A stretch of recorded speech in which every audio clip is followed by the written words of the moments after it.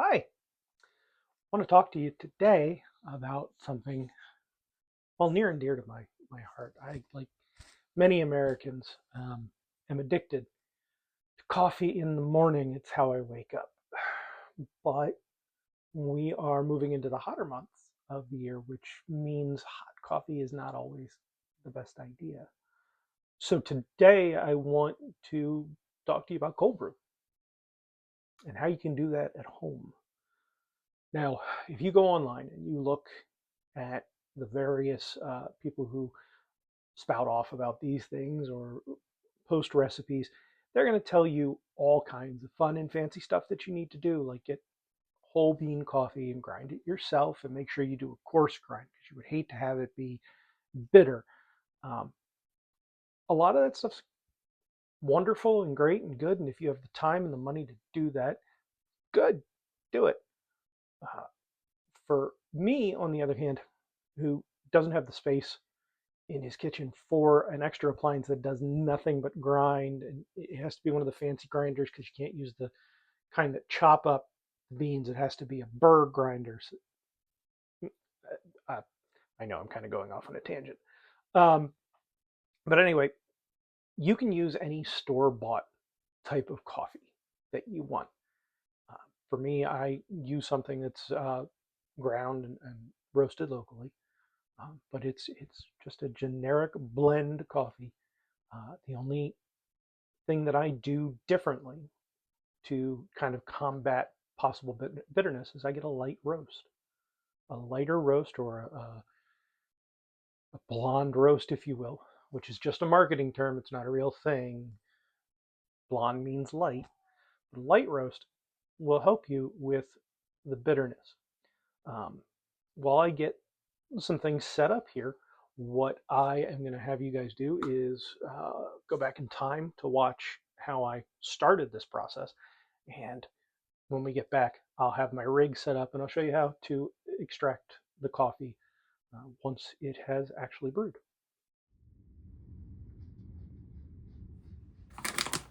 All right, we've got a nice little kitchen scale here, and we're going to measure out approximately 10 grams by weight of our light roasted coffee. Wow, that's a lot more coffee making up 10 grams than I honestly thought it would be. Hope my scale is going to be enough to hold it. Good Lord. Okay, here we go. A little bit more.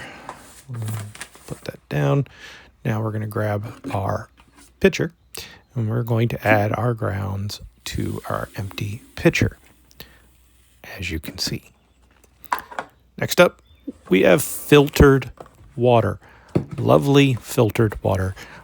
You can use tap water. I just don't like the chlorine taste that comes out of mine. So we're going to fill this up with some filtered water.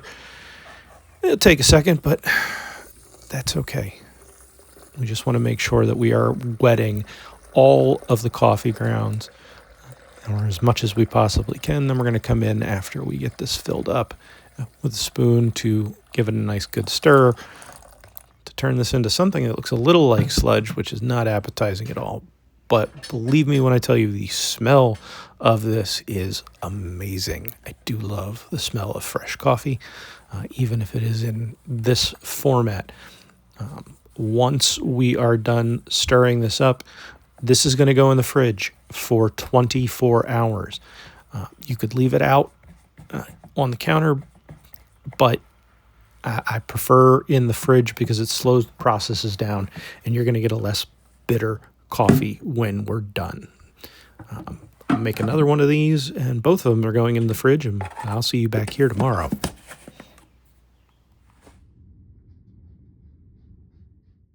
Welcome back. Now that you're back in the present day, what I have before you is what we're going to need. Obviously, we need the coffee that we've had in the fridge for the last 24 hours. Um, you can probably go as long as 36, but I went with just a little over 24, occasionally stirring to make sure that I got everything all nice and riled up. And in fact, I'm going to stir again right now before I do anything else, which is just take the lid off See, the coffee has this habit of sinking to the bottom. So while you are letting it roast, you want it to actually connect with the water. So every few hours, it's a good idea to give this a stir. Just something wooden like this so that you can scrape everything down. Not worrying about putting the lid back on because after the stir, we're done. And I'm going to start actually filtering this. To do that, you either need another pitcher or you need something like this.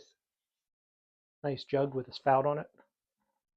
Make it easier to get the coffee out in the morning because I don't like to think early in the morning. I just like to get coffee and start my day. Now, next up, I have a strainer. Obviously, these holes are way too big and the coffee grinds would just pour straight through it. So in addition to the strainer, I have this. This is a bag that is meant for those folks who like to extract juice from nuts and call it milk. I am not that guy. I don't make that kind of stuff at home. However, it is wonderful. These bags are absolutely amazing for the making of cold brew coffee because they function a lot better, honestly, than cheesecloth. Now, if you can't get one of these or a few of these, um, I understand. Use cheesecloth. It's what I usually or used to do in the past. But now I use one of these wrapped around the lovely strainer. And then all we're going to do, move this out of the way first, slide this over so we can get a good view. Just pour in our cold brew.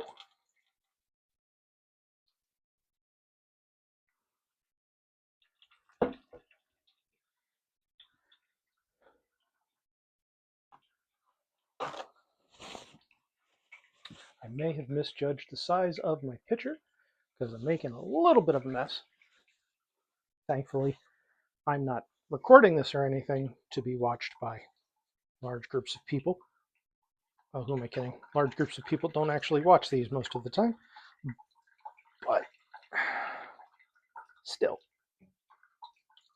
not wanting to make a hideous mess.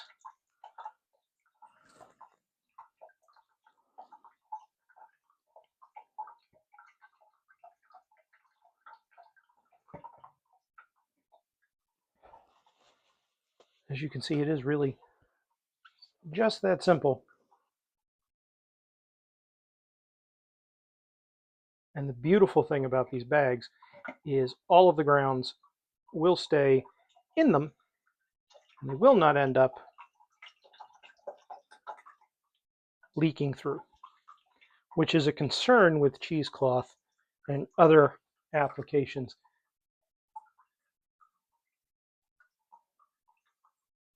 In this case, easy peasy.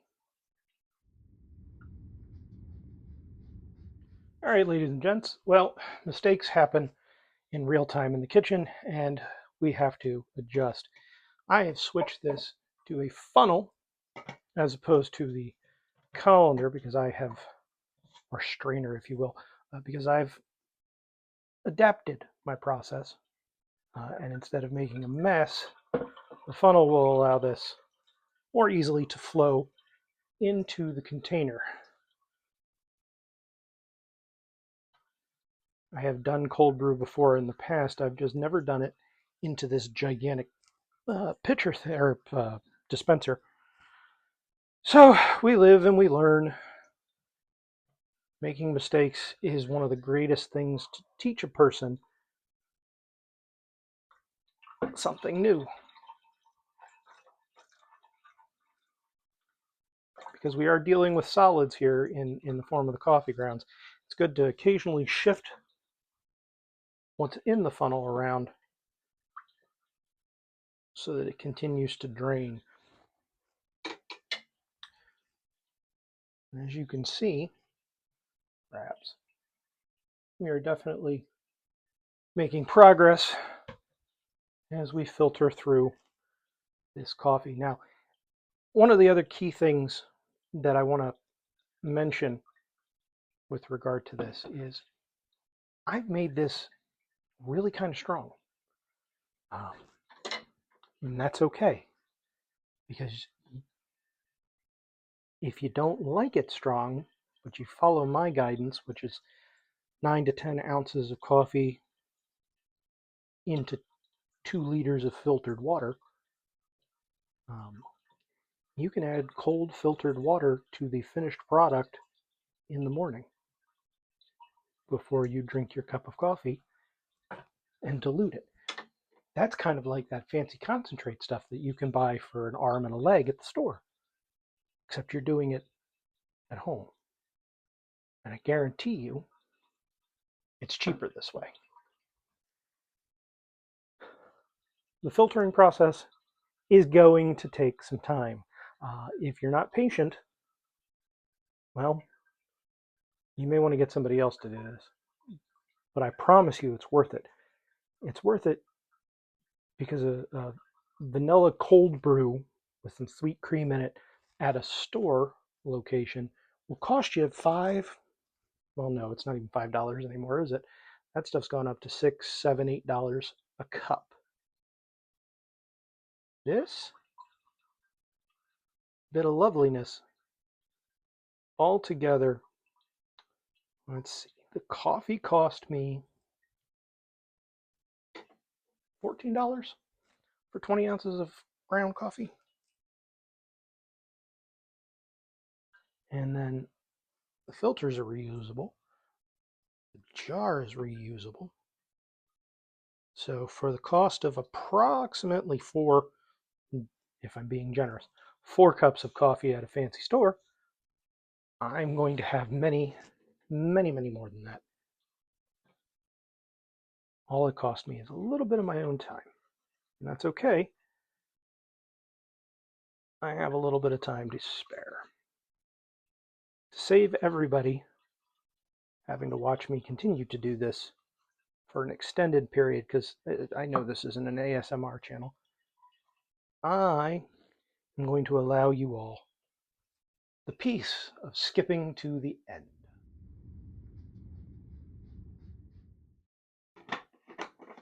That's it. Aren't you all lucky that you got to skip the last 20, 25 minutes?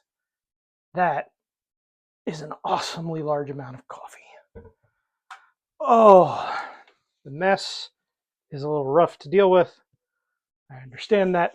However, the finished product is going to keep not just me, but my wife also incredibly happy and very much awake this coming week as we both go back to work after having a few days off. It is simple, it is straightforward, but remember, doing something simply does not mean that it is not good. Doing something easy or at home does not lessen its value. As long as you enjoy it, as long as it works for you. And I don't care what all the haters in the world say and all the hipsters who have to have their $17 cup of coffee. This, in this picture, is good enough for me. If you like this video, if you like any of my videos, hit like, hit subscribe even. We try to do this, or I try to do this every week. Something different every week. If you have something in mind that you think I should make, I'm running out of ideas and it's only been 6 months. So feel free to hit me up. Thanks, everybody.